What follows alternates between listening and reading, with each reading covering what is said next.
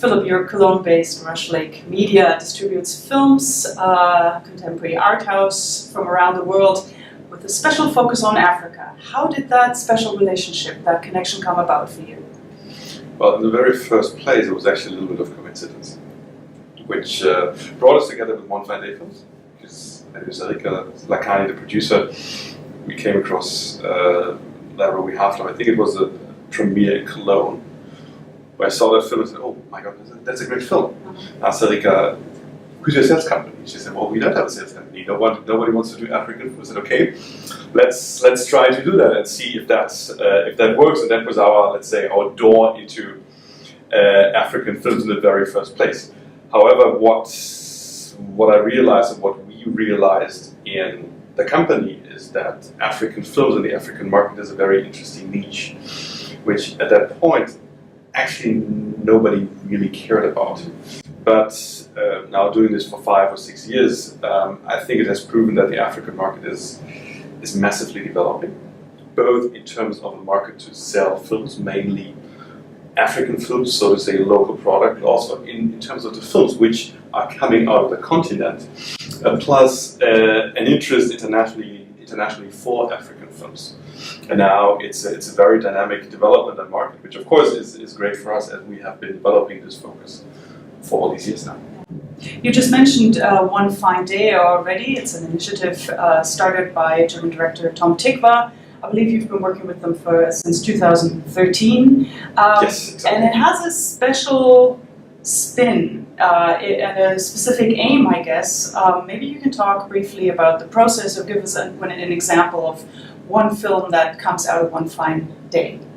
Well, One Fine Day Films initially started as a training workshop for African filmmakers based in Nairobi across various departments like directing, screenwriting, camera, so on and so forth. And at some point, they started producing films out of each workshop.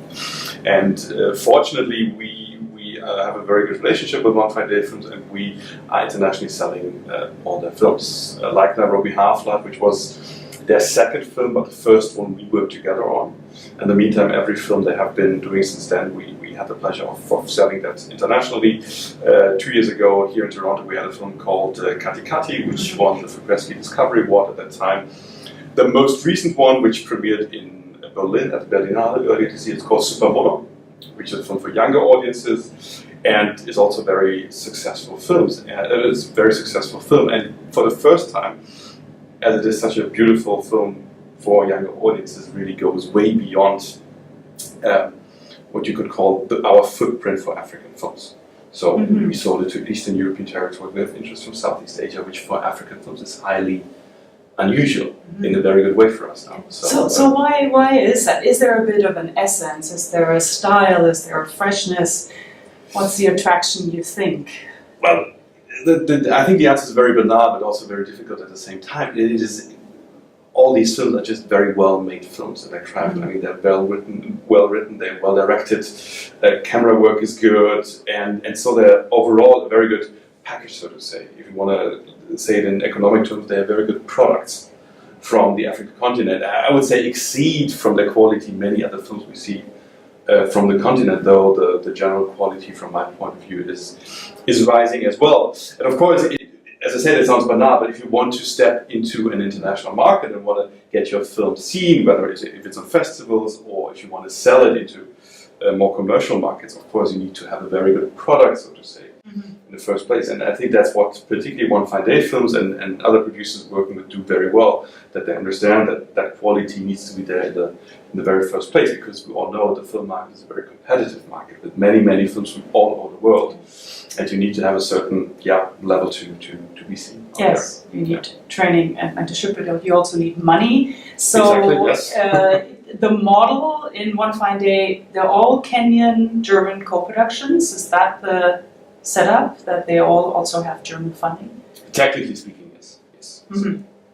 That they are a co-production, or let's say cooperation between Kenya and Germany, and they are co-produced between those countries, though One Fine Day Films is generally open for filmmakers from all over Africa. It's not only for Kenyan filmmakers, but it happens to be based right now. I think the 6 films that we are about to show are, I believe, all coming out of Kenya. Yes. Yes. Yeah. And interestingly also a few female filmmakers. Of course, I quickly had an eye on that. And Absolutely. that was interesting. Do you just want to mention one of those? Well, I think it was the third film called Something Necessary, which was done by a director called Qubeka, who is also a very good initiative called DocuBox out of Nairobi.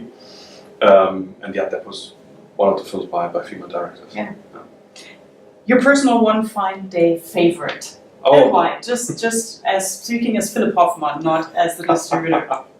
I think all of these films have their specific qualities, and I think that's one of the strengths of One Fine Day films, that under their name, under their brand, they have all these very diverse range of films, they're very different, which all cater to different audiences and have their individual strength. Mm-hmm. I mean, just to give two examples, a few years back there was Nairobi Half-Life, which was per se, or still the most successful Kenyan film ever.